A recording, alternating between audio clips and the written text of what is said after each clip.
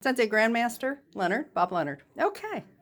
So, the purpose of our conversation here today is basically to get some history about you and the martial arts.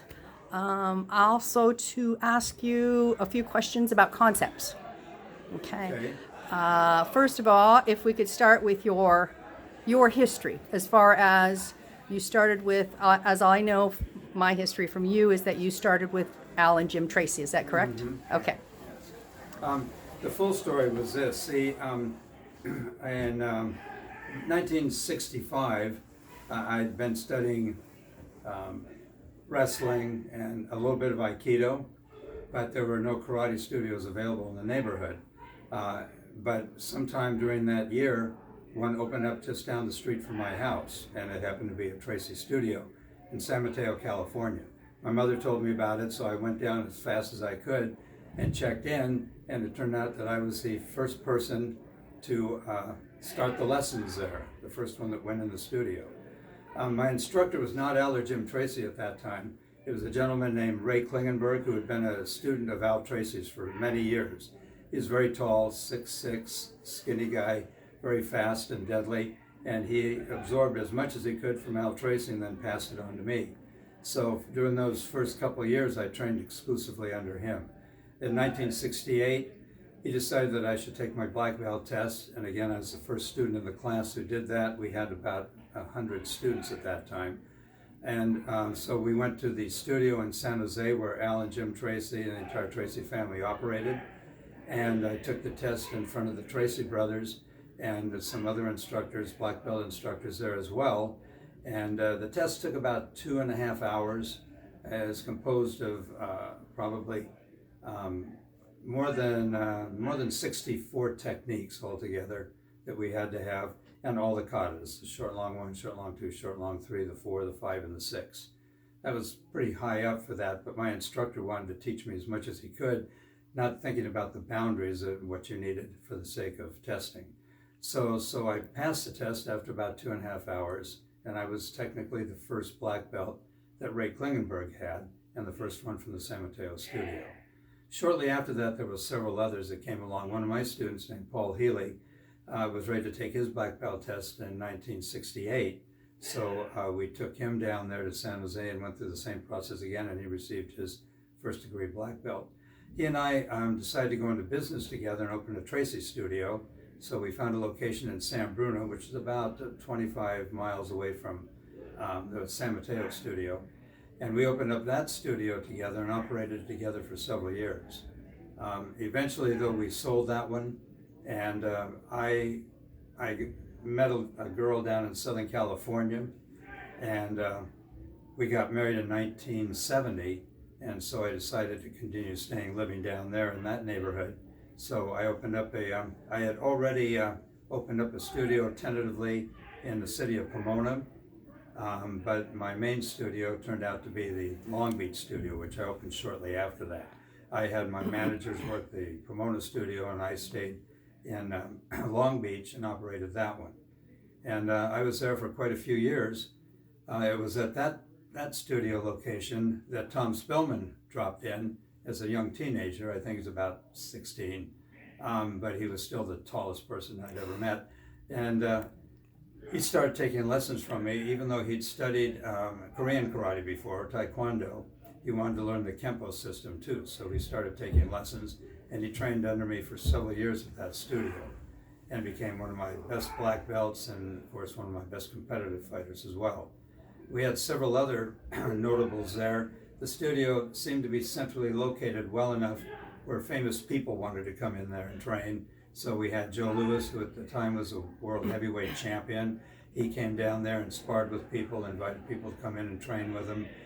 Jerry Smith, who was eventually at one time in charge of the Black Karate Federation, also studied there. He was one of my students and took lessons from me for several years. He loved to spar, so we did a lot of fighting with him, and of course that made Joe Louis happy because he loved to fight too.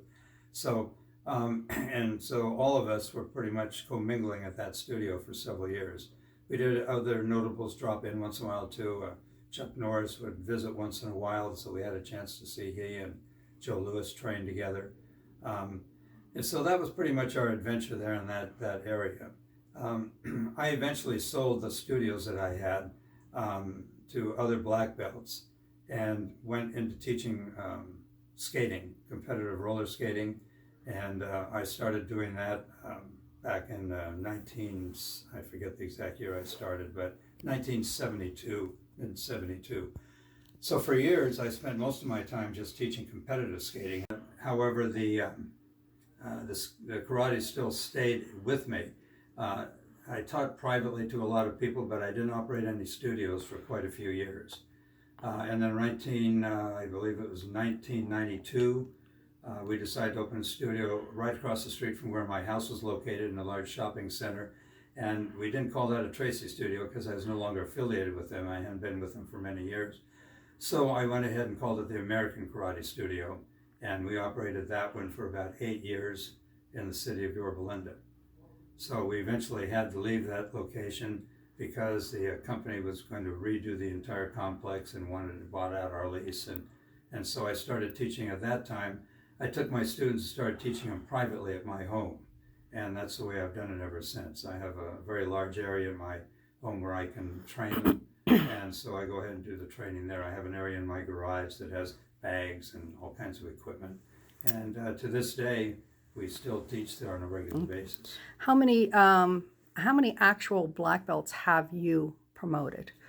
You know, Do you honestly, recall, or? don't remember. I don't recall how many there have been. I would say somewhere in the vicinity, it's not that many. It's only maybe about 20, 22, 24, somewhere in that range. And was Sensei Spellman your first?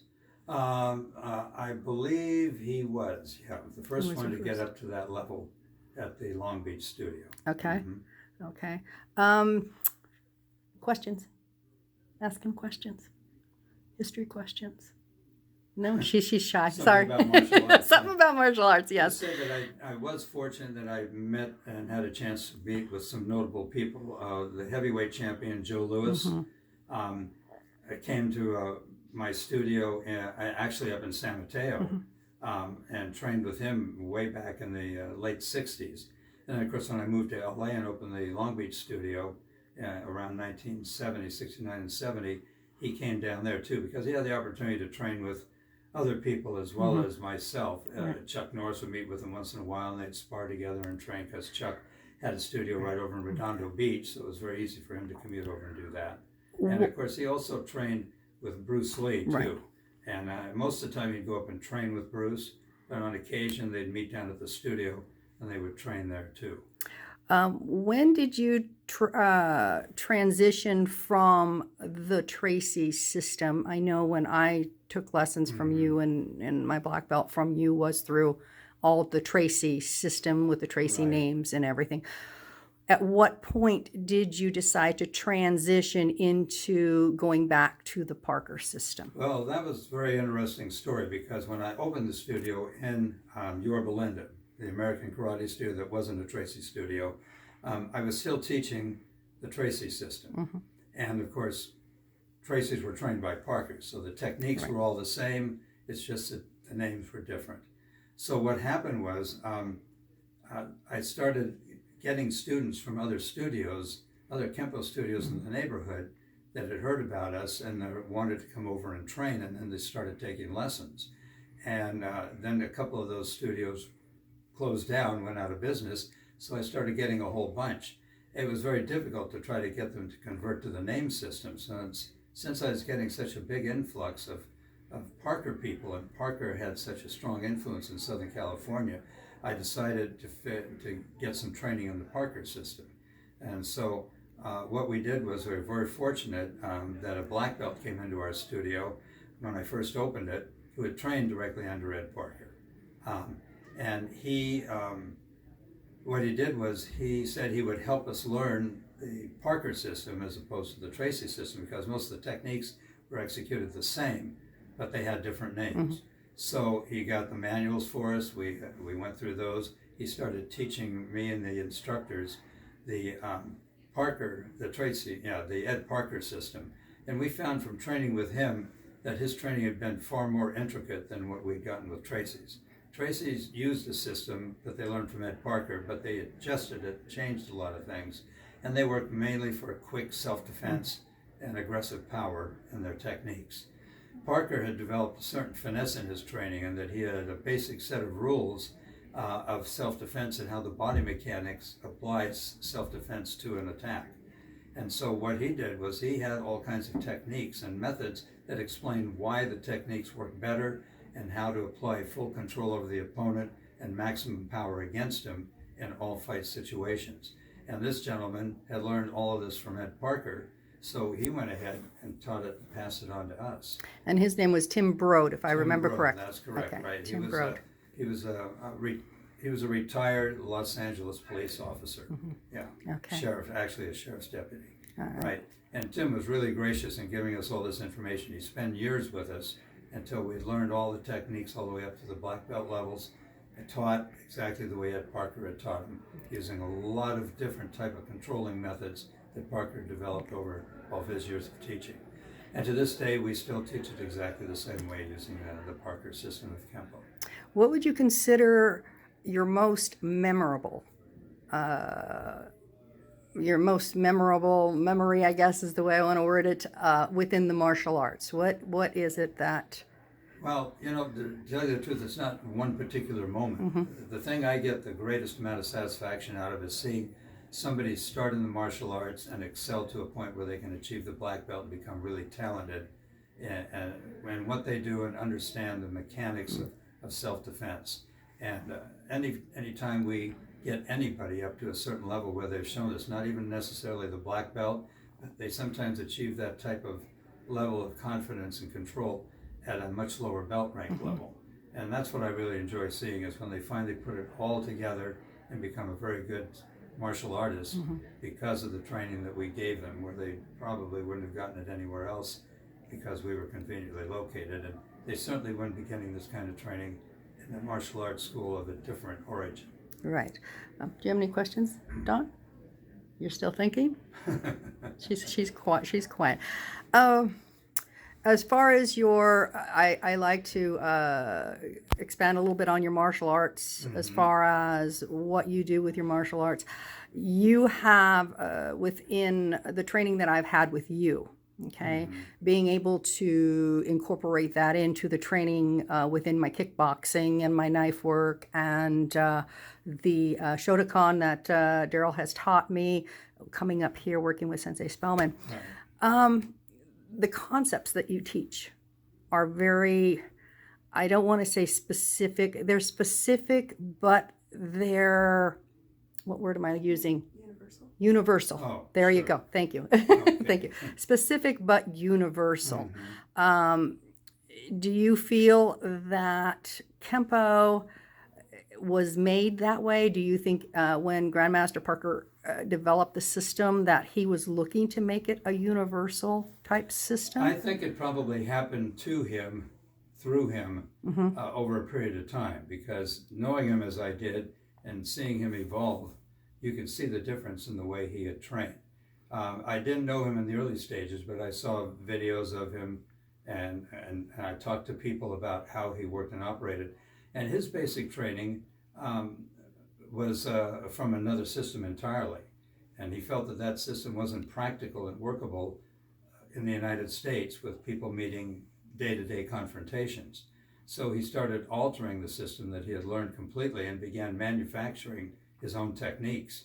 He gave them his own names, and they incorporated specific things that were very critical for him. He felt that when you're in a fight situation, you need to be able to control an opponent's height, width, and depth when you're making contact with him. And the techniques that he developed worked always on disturbing the opponent's security and balance, using these techniques in such a way that you can hit them and kind of dispose of them in a gentle way, in a more serious way, or in a deadly way, depending on the situation, and still have no harm to yourself. Where most karate systems deal just in a quick defensive move, a block for instance, and then a series of strikes to take out the opponent. Ed Parker felt that in American street fighting, you're always in close contact with the opponent, and there's a good chance you're going to get hit by a stray hand or a foot or a knee. So he developed every technique that had a sense of blocks and covers to protect you while you're striking an opponent. And it took a lot of time and effort for him to do that, but he got to the point where he got his techniques to evolve to the point where your body was relatively secure every time you got tangled up with an opponent, but you were at all times controlling what was happening to the opponent by controlling his body through the strikes and controlling movements that you used on him. We're going to get back to the height, depth, and width because that is really interesting to me. I remember you going over that years ago with me but you brought it up again yesterday, so I'm kind of curious. The next question I really have is, within your martial arts training, or when a martial artist is coming and learning and training, I have talked to several instructors from various schools. They don't concentrate a lot on sparring, or like what I consider sparring is stressful situations making you have to react using your self-defense techniques. Not okay, I'm coming at you with a right punch, you need to defend that. Yes, that's good when you're a beginner, yellow belt, whatever. But as you get up the ranks or as you progress, what is your idea of proper training for a martial artist as a black belt to be, or even anybody, it doesn't necessarily have to be a black belt, to go out on the street, be comfortable, and be able to react within that stressful situation? The key issue to that is, of course, getting some of the training initially first. And you can accomplish that by reviewing your techniques on a regular basis, and also by doing katas, which have the techniques in them. And it's very easy to see how you get your arms and legs and body to move to protect yourself while you're hitting and striking the opponent. But you do need to practice with a partner. You need to have other people, not always the same partner, but you need to practice in class or privately with somebody else without hurting them or hitting them in such a way that they're in danger. But you need to work constantly on learning to develop control of the opponent when they're attacking you, how to avoid the assault that's coming in, because evasion is rule number one of all self-defense, and how to be able to counter-strike and hit them. And you have to have knowledge of what's going to happen when you strike in certain parts of their body so you can protect yourself from getting hit by a stray arm, a head, or a leg in the process of hitting them in that way. And that's where it becomes so scientific, because the techniques are engineered to protect your body line from your head right on down to the groin area, and to constantly be protecting that area while you're still initiating strikes against the opponent. There are a lot of ways to check the opponent's body, because when you block an arm, you don't just always block it. Lots of times you'll block and compress it against his body in some way so that that arm can't fly up and hit you. When you hit a person, you have to make sure that you don't hit against one side and have the other side fly around and hit you. So you have to strike appropriate areas or have a cover in case that arm flies around to hit you. So that's why the techniques need to use so much more handwork than you get in most karate systems. Now the legs are important too, in that you need to be checking the opponent's legs. Almost every Kenpo technique that we teach, where an opponent is coming at you aggressively, has you stepping in such a way that you're stopping one of their legs and keeping your leg compressed against it on the inside or the outside, so that you can always buckle that leg or take it out from underneath them, or keep them from kicking with it and throw them off balance while you're hitting the upper extremities. So that's a critical part, and that's why the Kenpo system that we teach, the way Ed Parker taught it, has you closing in so close to the opponent as a rule that you're always in very close proximity. It also makes the attacker very uncomfortable, because they're used to maintaining control when they attack and having people try to avoid them. And when the person they're attacking suddenly moves into their zone, they get very uncomfortable, and that's where you can apply checks to keep yourself from being injured. All right, I'm going to stand up for a second. You have a question? Okay, Yes. she has a question. I would like to know what your explanation and thoughts are on the spherical lines within the patch. Oh, do you not have that one on today? I don't have that one on. The universal patch, I think Yeah. is what it's called, a universal I patch. just- What happened was Ed Parker believed that hand movements, and you'd think this may have come from Kung Fu, and it might have, because he did train with some Kung Fu masters at length. But he believes that the way to protect your body that we discussed in so much detail is to be able to do a universal pattern. And just I can do this standing still. Oh, I was going to say, I can stand. Basically, the arms moving this way is what he considered the universal pattern. The moving this way. It's two figure eights almost going over like this. So if you're blocking an opponent in this fashion here, and you're going to hit him with a series of moves, you have to make sure that when you strike the opponent, you have something protecting you against that arm flying down. And if you have the opportunity, then using that concept, you can push down and knock the arm down this way out of the way so the person pitches forward, and using the universal pattern, this comes right up and hits him in the head. So very often you will do a technique where you'll strike the opponent with a compressed elbow to the temple, and then you strike across the midsection here, checking their lower body so they don't do this to you, as you palm claw across the face. Then you do the switch this way, so you clear arms out of the way as you do a palm claw across the face again. So something as simple as that, striking and then going 1, 2, and then scoop kick as you move out, takes care of clearing the head, the upper extremities, the arms as a possible deterrent, and a strike across the solar plexus of the rib cage this way. So many of the techniques do that. They'll hit here, do the universal pattern across the body's face, and then pull out to get away from them. And that universal pattern is just used constantly in the self-defense techniques. Not all of them are capable of doing that. Some of them, just don't have the opportunity to use the universal pattern. But in the kata of the four, which is one of the more elegant katas that Ed Parker developed, he did all the techniques that use the universal patterns. So all of them that fit into the kata anywhere. So you're constantly doing things like this here with strikes and clearing. Even doing a simple hammer fist to the groin has a universal pattern if you're sideways to the opponent, where this brushes the arm down, this comes up to protect your head as you're moving, and then you will turn to the hammer fist to the groin, but your head is still protected instead of just knocking away and hitting and having a head come around and hit you this way.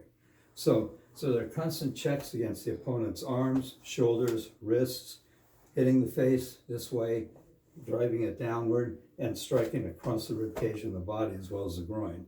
So the techniques are just full of universal patterns like that. Can you demonstrate the height, width, depth concept? Yeah, sure. Depth is the easiest one. Can you guys back up just a Depth is there the you go. easiest one. Okay. Somebody comes in to grab you and you do this. Mm-hmm. First thing I was saying, you see how her face came right toward Yes. me? If I have plans on hitting her, that helps magnify the power of the strike. So even something like this, if she comes in with a punch and I turn her body this way, you see how that draws her in, but it gets rid of this, so I can hit her easily here with an elbow or a chop. So both of those control the depth of the opponent. If they do any kind of reaching move and you block it and then pull them in, you see how she comes right in this way. So you don't pull it back because, see, depends on physical strength. A woman can't do this as deadly as a man can. That's where you apply a technique called marriage with gravity. What happens is you pull the person and then you pull downward, and you see how that person is pulled down this way. What you want to do is be able to stand as vertical as you can and still turn the person's body this way. That's controlling their width. Pulling them down, that's controlling their depth this way, and their height, and constantly working those factors so that the person is just uncomfortable and out of control, and more importantly, you get rid of possibilities of strikes from the other side. Using the same concept, look how many ways this works. First of all, I move to the side to deflect it. When I pull the arm down toward my hip, it pulls her head closer to me, so it's real easy for me to strike her that way. It also turns her body this way, so she can't use this arm. If I don't do this, if I just stop the arm, that one can still hit me easily.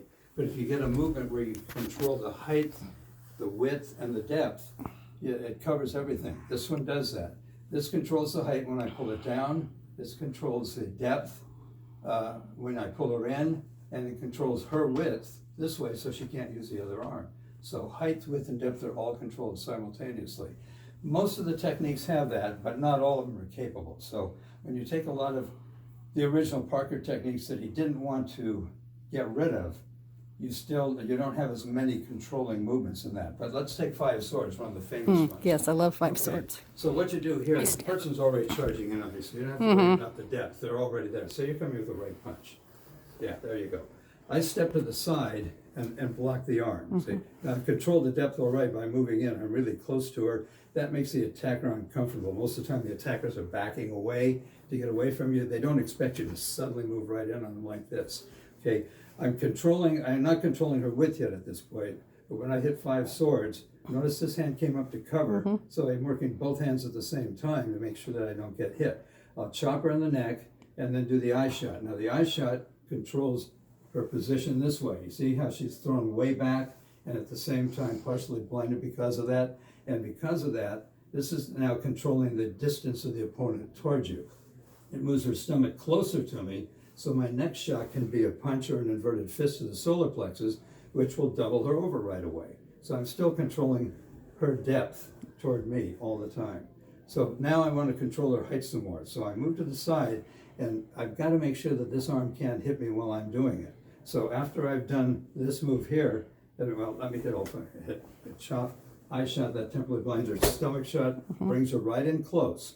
And then I move to the side and I brush this arm over here to clear this arm if it's trying to grab me or get a hold of me. And as she's going down, I can chop the back of the neck and then turn and chop to the side. Now I got her down there not by pulling on her, by punching her in the stomach, right? So I blocked, got her here, the eye shot, opened her stomach up. This gets her here, this controls her depth toward me, gets her closer to me, and also her height. So you control depth and height at the same time. I move out of the line of the attack and clear her arm out of the way by doing this. If I didn't do that, then she could have easily grabbed me and pulled me down. But when I do this, this knocks this out of the way.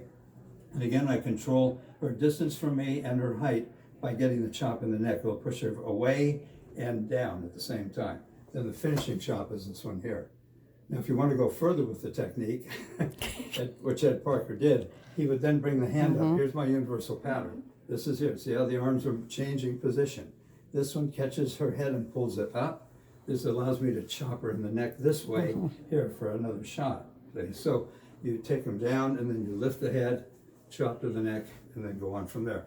The finish is a scoop kick to the groin, which I don't want to do. So all these moves, if you look at the 5 swords, it has somewhat of a universal pattern here where the arms are constantly moving this way here. So, and when I do the extension of this technique, where I move out of the way, I'm clearing here, I'm coming up, chopping down, and coming around.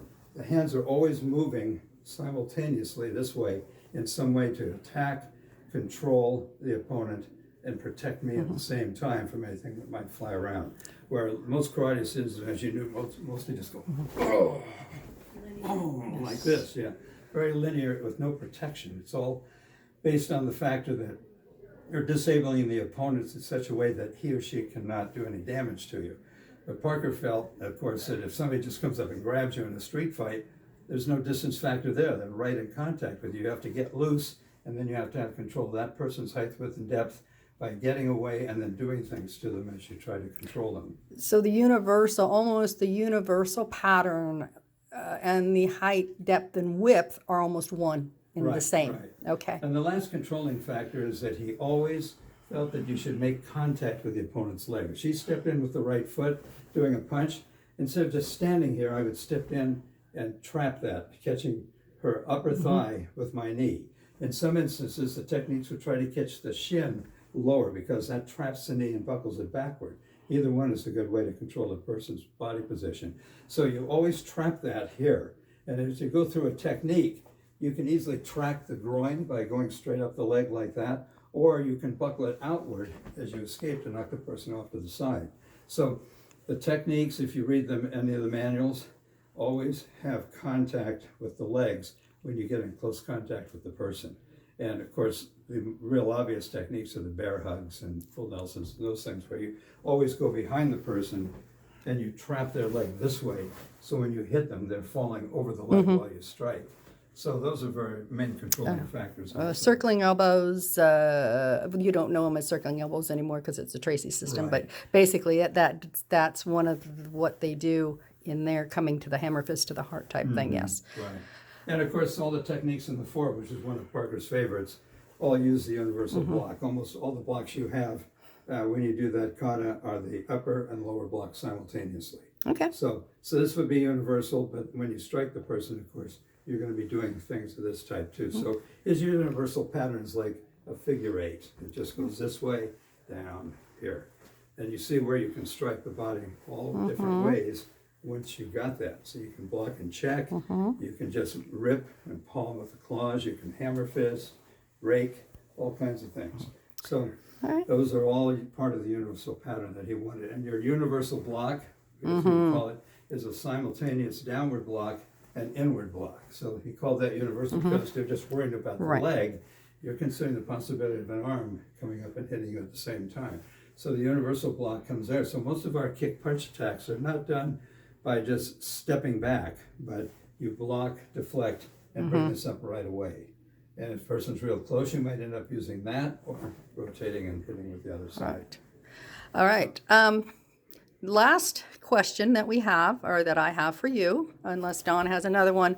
What advice do you have for the up and coming martial artist and the martial artist who is at a point to where they're wanting to seek more? Oh. Well, there are two things. First of all, I think anybody who studies martial arts should train as rigorous as they can. I don't mean hard physical training. What I mean is understand the techniques and the technicalities of what they're learning. So they understand the physics of fighting pretty much. So they should, no matter what system they study, should always analyze what's going on with their techniques. The second thing is to train regularly, because if you just train once a week, it's not automatic memory. And this is really critical for anything you do. But for this, you have to do it in the air even if there's nobody there. That rhymes, okay. So that your subconscious mind gets the movement imprinted. I think the neurologist discovered that if you repeat something about 23 times consecutively, it becomes a habit. And this is why you see people who do complex work and carrying a conversation with you while they're wiring a circuit board, because they don't have to think, I got to put that wire there. And then they've done it so many times, they do it automatically. When you play the piano, you spend months learning the chords and the notes. And after a while, you can stand there and the guy say, what piece of music would you like me to try now, while they're playing another one. We see this in the other art that I teach, skating. You spend most of your beginning time learning to balance over 1 or 2 feet and moving your feet, and then progressing into leg movements and things that you learn. After a while, you can just kind of roll along with your friend and carry on a conversation and talk all you want while you're doing all these complex leg movements if you practice them over and over again. So it's true for anything where you need to manually learn a particular sequence of movements. And after you do them I suggest my students practice their moves 25, because rounder numbers seem to work better for people. 25 times. So if you do a technique, you want to do 5 swords 25 times in a row. Okay, you notice I didn't try to go fast. Right. You want your brain to understand that's to the throat, this is to the eyes with the turn of the foot, the punch goes to the lower rib cage or your spear, depending on whose version you use. That when you step to the side, you do a universal block, knocking the opponent's arm away and chopping him in the neck at the same time, and then hooking the head and taking him down here, and then turn and strike. And you have to go through those motions slowly. 1, 2, 3, 4, 5, 6, 7, if you're going that way, and then exit. 23 to 25 times, and do that several days during the week. After you do that for a whole week, you'll find you can carry on a conversation with a friend and still do the technique without any problem, because you don't have to think of where you're hitting, what you're hitting, and why you're hitting. So it's just automatic to you. So, and that's the trick for anything that you have to learn manually like this. So I try to have my students review every week their techniques and do it 25 times in a row when it's a new technique until they get it down really well. And that way, if you're in a fight situation and your mind goes blank, it's not your conscious mind that controls what happens, it's your subconscious fighting mind that comes into play. And that's what you need. The adrenaline will carry you through the rest of the way. Okay. So, I lied. I have one more question. sure. Because I have heard this from some students that we've had come inside our dojo. What would you tell the student that looks at you and says, basics again, this is boring. Why do we have to continuously do basics? Right. That's easy. So that goes to what I said originally. All self-defense techniques in fighting are, set on basics. So to get to the point where you can actually execute a move with power and speed and control, meaning you hit the target you're going for, you have to repeat it a number of times, because you can't just do it 3 times once in a while and think that in a fight situation, when your adrenaline's up and things are flying, that you can do exactly that way. So you have to practice it enough times so that everything you do is automatic. One way to get it good is with the katas. That's partially what the katas are for. They're there to develop your form and your technique, because there's no fighter coming along, so who cares where you hit. But the form and the technique is important, so your stances are always solid, so you're well balanced, able to maneuver, and you're solid as a rock. You have to be able to do the movements of stances, so you have a good forward bow that allows you to generate power this way, a wide kneel stance that allows you to drive power at an angle downward, a full knee drop that allows you to drop down on somebody's body with damage using your knee. You have to learn how to do that and come right back up again so you're ready to move accordingly. So you have to do that over and over again, and you have to practice basics constantly, because the techniques that you learn, especially when they're new, if you're picking up new stuff all the time, are based on these basic strikes. So your basic strikes have to be perfect and automatic in order for you to glue them together while you're learning something new. So you can't take something that you're not sure of and use it to learn something that you don't know anything about. You have to take the knowledge and the experience and the physical capabilities down to a point where you can just crank them out without even thinking. And then when you learn new stuff, you apply those tools to build the technique that you're working on. So basics are important for everybody. And if you get out of shape, you cannot deliver a good self-defense without being powerful and evasive and well balanced. So you have to train constantly, no matter what. All right. Any last thoughts before we conclude, or? Mine would be, don't make martial arts or karate hard or miserable. Treat it as something that's fun and enjoyable, and always something new and exciting for you to learn, rather than going through the same humdrum. That's why it's a good idea sometimes to learn other styles and systems on occasion. If you've been entrenched in your own system for too long, it doesn't hurt to learn something else. It's very good to diversify, because other forms of martial arts have many different things to teach you. That's why you could learn karate, and then jiu-jitsu, and then aikido, for instance. All work on totally different concepts and different body positions. So it helps to study all 3 styles to try to become a full-fledged martial artist. Dawn, do you have any more questions? No. No? Okay. Think of at the moment. You can't think of any more? So you can always throw it back on the phone. There we go, anytime yes. you like. Thank you, Grandmaster Bob Leonard My pleasure. from the Tracys. Thank you so much.